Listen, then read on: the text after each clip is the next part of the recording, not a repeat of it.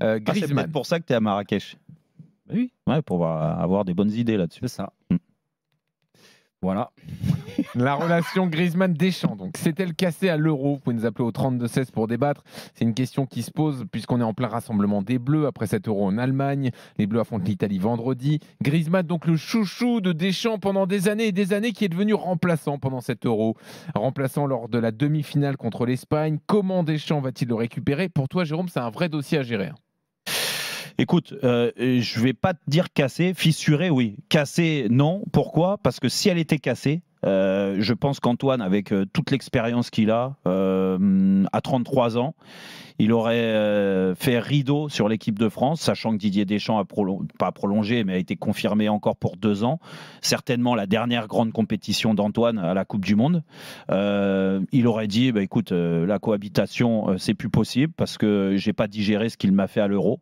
Le traitement que j'ai reçu de la part de Didier Deschamps, qui me semble injuste par rapport à la prestation d'ensemble et au collectif, et même prestation individuelle de certains joueurs, où tu as l'impression que c'est lui qui a payé les mauvaises prestations dans un premier temps. Rappelle-toi le match de la Pologne, l'équipe type, elle est là, le seul qui saute, c'est Antoine Griezmann. Et on se souvient de sa réaction quand il est rentré. On y était sur place, Jean-Louis. On a vu qu'avec Olivier Giroud, c'est moins qu'on puisse dire, ils ne sont pas rentrés avec le bon état d'esprit. Et on a senti beaucoup d'animosité entre le sélectionneur et Antoine Griezmann, mais à juste titre, encore une fois. Donc c'est pour ça que je te dis qu'il y a une grosse fissure et que c'est avec le temps, peut-être, l'épreuve de confiance de Didier Deschamps, que cette fissure, elle va Résorber. peut-être, et qu'on n'en ait pas la cassure. Mais attention, parce que la gestion de Didier avec ses joueurs cadres, en général, il a toujours fait un sans faute là-dessus. C'est vrai, il les a tellement protégés, surprotégés, à commencer par Antoine, parce que moi j'étais le premier, rappelle-toi, hein, les discussions qu'on a pu avoir avec Dugas ou avec Manu il y a 2-3 ans, même avec Eric Dimeco, qui était souvent contre moi. Les prestations étaient très très moyennes au bout d'un moment d'Antoine Griezmann. C'était pas le même rôle qu'il avait en équipe de France, et même lui il l'a reconnu avant l'Euro. Pas le même rôle, un rôle plus défensif avec l'équipe de France qu'il a avec l'Atlético Madrid en quelque sorte, et c'est pour ça que dans les stats, très souvent il est moins buteur qu'à l'Atlético Madrid. Mais même ça, si tu veux, cette relation-là, il a tout fait valser, Didier Deschamps, à l'Euro. Donc c'est pour ça que je te dis que on est passé par là. Moi, je peux pas être dans la tête d'Antoine Griezmann, mais quel que soit le niveau, quelle que soit l'importance dans un groupe, on a tous des statuts. On a un moment. Mais qu'est-ce qu'il aurait dû faire, Deschamps? Le laisser mais en fait, c'est titulaire, pas, même s'il était moins bon? Aller jusqu'au bout des choses avec lui. Il a toujours été dans ce sens-là. Ouais. Et donc, je pense qu'avant la compétition, avant l'Euro, jamais, vu la réaction d'Antoine, de toute façon, même lui était surpris, jamais Didier lui a dit attention, écoute, aujourd'hui, j'ai le maillon fort de l'équipe, c'est Kylian Mbappé. Quoi qu'il se passe, lui, il sera sur le terrain. Par contre, tout le reste, si vous n'êtes pas bon, vous dégagez. Il n'a jamais eu ce discours-là avec lui, sinon il n'aura pas cette attitude-là. On est d'accord, non? Je ne sais pas ce que tu en penses, Manu et Dugas, mais moi, à mon avis, la surprise a été là. Et les vacances ont dû être... je pense que les oreilles de Didier ont dû siffler. Moi, je vais te dire une chose. Ah, pardon, Manu, excuse-moi. Vas-y. Moi, je pense que Deschamps, il a une énorme chance. Déjà, d'avoir un joueur comme lui. Je parle de ce qu'il a dans les pieds et surtout ce qu'il a dans la tête. Je pense que Griezmann, c'est un seigneur. Voilà, parce qu'il a avalé des couleuvres quand même, Griezmann. Il y a eu le Capitana, déjà dans un premier temps, où il a eu une toute petite réaction. Vraiment, il y en aurait beaucoup d'autres qui, à sa place, l'auraient beaucoup plus mal pris que lui. Et puis, il y a cet épisode, bien évidemment, à l'Euro, qui est resté en travers de la gorge de Griezmann. J'ajoute un truc du gars quand même, dans les couleuvres qu'il a avalé, c'est lors du retour de Benzema, il s'est retrouvé dans l'ombre du duo Benzema-Mbappé et il n'a jamais bronché. J'allais y venir exactement. Okay, donc, non, mais je t'en prie. Mais c'est vrai qu'il y a eu quand même des épisodes, même si l'amour a été sincère, je pense, de la part de Didier Deschamps pour Griezmann. Je pense que ça a été son vrai leader. Il a adoré ce joueur. Il lui a fait confiance, les yeux fermés, il n'y a aucun problème. Mais il y a eu des moments quand même un peu très difficiles entre les deux qui... Griezmann ne s'est jamais exprimé. Il a toujours été, voilà, c'est le joueur modèle, c'est le coéquipier modèle. moi, je trouve qu'il est toujours resté, par rapport à d'autres joueurs qui auraient pu la ramener, très très calme. Voilà. Si. Donc je pense que ça, c'est la grosse chance de Didier Ouais, Deschamps, c'est vrai. d'avoir un joueur comme ça. Après, est-ce que les choses vont s'améliorer ou pas? J'en sais rien. Je pense que Griezmann a aussi envie que son équipe soit un petit peu plus orientée sur un jeu et vers un jeu un petit peu plus offensif. Donc, est-ce qu'il y aura cette discussion entre les deux? Sincèrement, du fond du cœur, je l'espère. Parce que si c'est pour une nouvelle fois avoir Griezmann et le trouver dans une position qui ne lui satisfait pas et qui ne lui permet pas de s'épanouir, je vois pas. Mais du gars, on ne sait même pas où il joue aujourd'hui. Pour les deux jours. Mais oui, c'est ça. Mais parce que les choses ne sont pas définies. Parce que le style de jeu de Deschamps n'est pas défini. Parce qu'on ne sait pas vers où il veut aller. On ne sait pas. Voilà, il y a trop d'inconnus, il y a trop de nébuleuses aujourd'hui dans le management de Didier Deschamps et dans les résultats qui sont venus s'associer à ce management qui est parfois un peu bizarre. On ne comprend plus rien, on ne comprend pas. C'est surtout très contradictoire de sa part à Didier, parce que quand tu dis le placement de Griezmann, on ne sait pas trop, il savait. Avant, rassurez-moi, la Coupe du Monde, on l'a vu au Qatar, on savait qu'Antoine avait un rôle de milieu de terrain, relayeur, on va dire. Il s'est perdu un peu parce qu'il a donné les pouvoirs à Kylian Mbappé aussi. Donc il y a des choses qui ont fait que Deschamps a un peu perdu le fil. Et on l'a senti dans ses changements, dans sa sélection, de rappeler Kanté aussi. Il y a des choses que Deschamps a laissé transparaître,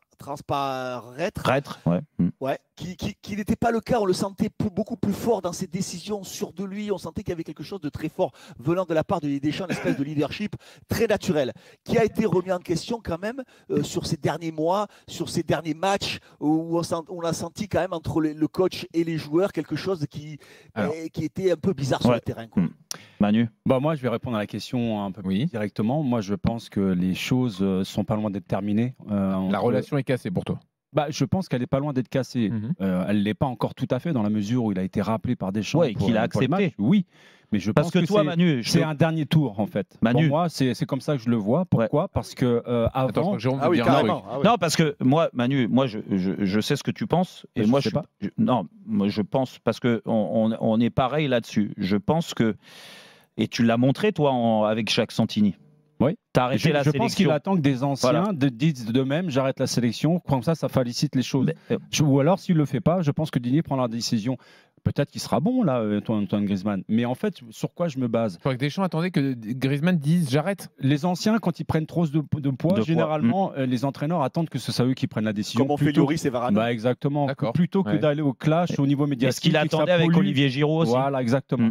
Donc je pense qu'il attend a dit publiquement que Lloris et Varane, il aurait aimé qu'ils continuent. Non, ça, c'est la politique, ça, c'est la communication. Pourquoi je parle de ça? Ils ont tous cité les problèmes qu'il y a eu ces 2 dernières années entre Griezmann, depuis la Coupe du Monde du Qatar d'ailleurs, que ça soit dans le positionnement, que ça soit dans la communication également, parce que tu me dis, il a pas crié, il parle jamais. Il a comment envoyé un scud pendant l'Euro, Antoine Griezmann, en disant que c'était chiant à regarder, donc certainement chiant à jouer. Avant l'Euro. Ça, c'était avant l'Euro, et à la fin de l'Euro, il a dit, je me sentais de mieux en mieux, j'ai fini sur le banc. Voilà. Mais en fait, sur quoi je me base pour dire ça, c'est que déjà il a 33 ans, il n'est pas tout jeune, ça fait 2 ans qu'il connaît que des pépins physiques, on l'a vu, il était cramé à l'Euro, c'était pas le seul justement sur une longue saison qu'il a eu avec son club, donc à 33 ans, vu le positionnement qu'il a, je suis pas persuadé que ça donne des gages de garantie, d'assurance justement auprès de Didier Deschamps. La deuxième chose, c'est que Didier Deschamps, depuis qu'il y avait sa colonne vertébrale qui était là depuis une bonne dizaine d'années, qui l'a accompagné depuis ses débuts en tant que sélectionneur. Et lui faisait partie de ces leaders-là et ils lui ont donné justement de la crédibilité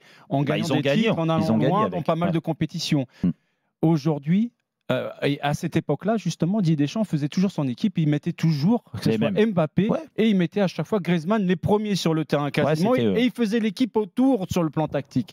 Là, il a trimballé en permanence Griezmann depuis le Qatar, depuis la Coupe du Monde du Qatar, dans différents positionnements. C'est-à-dire qu'il n'arrivait pas en priorité dans son schéma tactique. À chaque fois, c'était la pièce qui pouvait lui donner l'équilibre tactique qu'il souhaitait. Donc, il le baladait au détriment du joueur. Ouais, mais ça, Manu, ça s'est senti que pendant l'Euro. parce que là où je suis pas d'accord avec toi, c'est qu'à la Coupe du Monde et après la Coupe du Monde, Griezmann, on savait qu'il était dans les 3 du milieu. On est d'accord, mais quand je vois l'utilisation qu'il en a faite dans l'Euro, un coup c'est lié droit, un coup c'est problématique. c'est derrière l'attaquant de pointe, un coup c'est en relayeur. C'est sur le banc. Et quand je vois, finalement le coup près est tombé, il a fini sur le banc contre la Pologne, alors qu'il n'a jamais été sur le banc avec Didier Deschamps. Ouais, donc tout ça me laisse à penser qu'il n'est plus dans la priorité, dans l'esprit de Didier Deschamps. Voilà. Ouais, en fait, moi je vais aller plus loin. Faut pas avoir peur des mots non plus. Il a un peu humilié quand même. C'était un peu une humiliation. Mais il a la chance que ce soit Antoine et que Griezmann.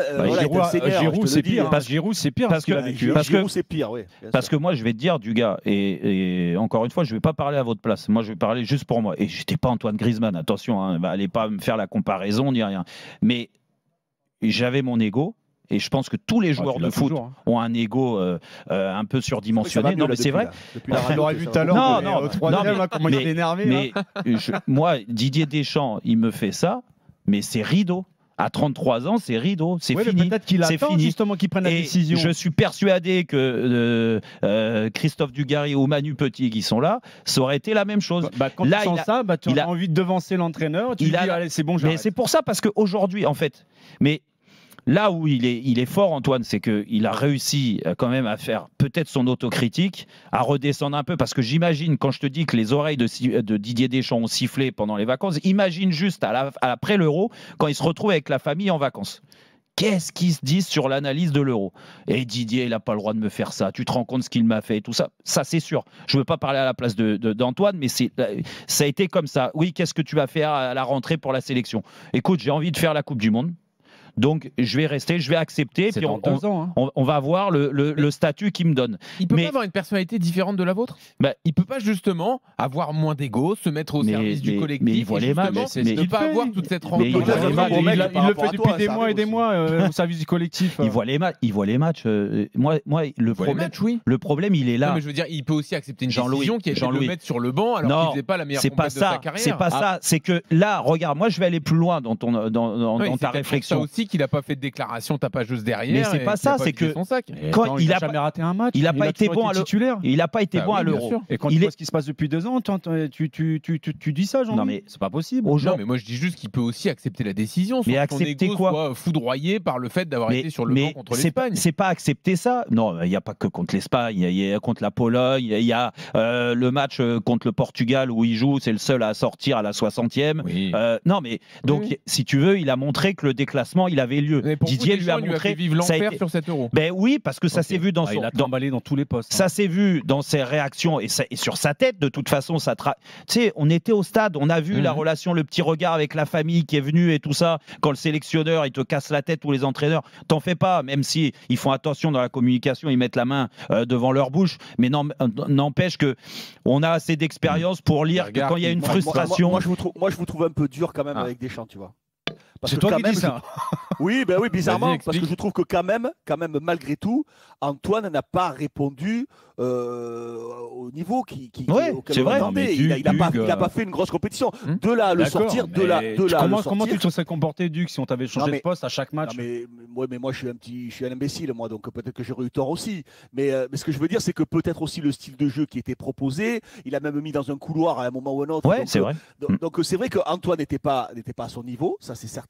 Mais le jeu collectif aussi proposé, l'animation aussi proposée par Deschamps n'était peut-être pas la bonne et ne convenait pas peut-être à ces joueurs aussi. Donc, Dugas, c'est pour ça. C'est pas que dans le sens, tout n'est pas non plus dans la besace de Deschamps, c'est ça que je veux dire. Non, en fait, moi, quand je dis que c'est Didier qui est responsable à 100%, c'est que avant l'Euro, il lui faisait une confiance aveugle. Antoine Griezmann faisait partie, comme a dit Manu, des premiers joueurs qui mettaient sur le terrain. Et pour X raisons, je ne sais pas, parce que tu as fait un mauvais match d'entrée, alors même si tu le perds pas contre l'Autriche, derrière le deuxième, tu le gagnes pas, mais tu n'es pas bien. Le troisième, où il a l'occasion normalement de faire jouer les coiffeurs, ceux qui jouent pas, là il peut pas parce que le match il est important, parce qu'il faut quand même le gagner et ils arrivent même pas à le gagner, mais le seul qui paye c'est Antoine Griezmann. Il y a une surprise si tu veux.